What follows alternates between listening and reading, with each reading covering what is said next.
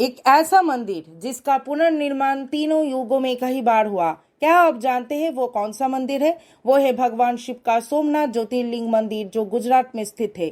कथा यही से आरंभ होते हैं। दक्ष प्रजापति की 27 पुत्रियां थी, जिन्हें नक्षत्र कहा जाता है।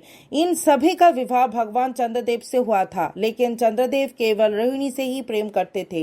ये देखकर अन्य नक्षत्र अत्यंत दुखी और क्रोधित हो गए। जलन के कारण उन्होंने जाकर अपने पिता दक्ष को सारे बात बताई। दक्ष ने चंद्रदेव से पूछा कि वे ऐसा भेदभाव क्यों कर रहे हैं। तब चंद्रदेव ने कहा कि 27 नक्षत्र उनका पत्नियां तो है, ये सत्य है, लेकिन वे केवल रोहिणी से ही प्रेम करते हैं और सदा उसी से ही प्रेम करेंगे।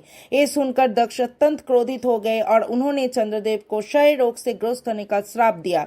श्राप के प्रभाव से तेजस्वी चंद्रदेव क्षीण होने लगे। तब चंद्रदेव ब्रह्मा जी के पास गए। ब्रह्मा जी ने उन्हें सौराष्ट्र नगर जाकर भगवान शिव का तपस्या करने का निर्देश दिया, ताकि वो दक्ष के श्राप से मुक्त हो सके। चंद्रदेव सौराष्ट्र नगर पहुंचे और समुद्र के तट पर एक शिवलिंग का स्थापना कर निर्मित रूप से भगवान शिव का पूजा करने लगे। उनकी तपस्या से प्रसन्न होकर भगवान शिव प्रकट हुए। भगवान शिव ने चंद्रदेव को वरदान दिया, उन्हें आशीर्वाद दिया और अपने जटाओं में अर्धचंद्र के रूप में स्थान भी दिया।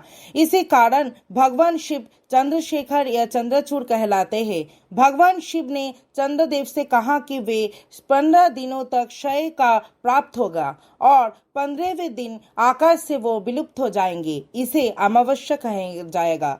फिर अगले 15 दिन में चंद्र धीरे धीरे अपने कांति पुनः प्राप्त करेंगे और 15वें दिन पूर्ण तेज के साथ आकाश में प्रकट होंगे। इसे पूर्णिमा कहा जाएगा।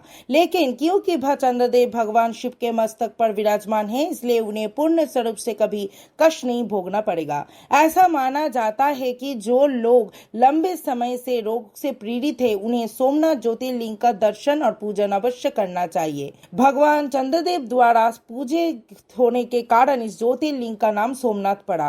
परंपरा के अनुसार सत्ययुग में चंद्र यानी कि सोम ने इस मंदिर का निर्माण स्वर्ण से किया। त्रेता युग में रावण ने इसे रजत यानी कि चांदी से बनवाया और द्वापर युग में भगवान श्री कृष्ण ने इसे चंदन काष्ठ से निर्मित करवाया। इतिहास में कहा जाता है इस मंदिर पर कई आक्रमण हुआ है, विशेष रूप से 10,026 साल में मुहम्मद गजनी का आक्रमण।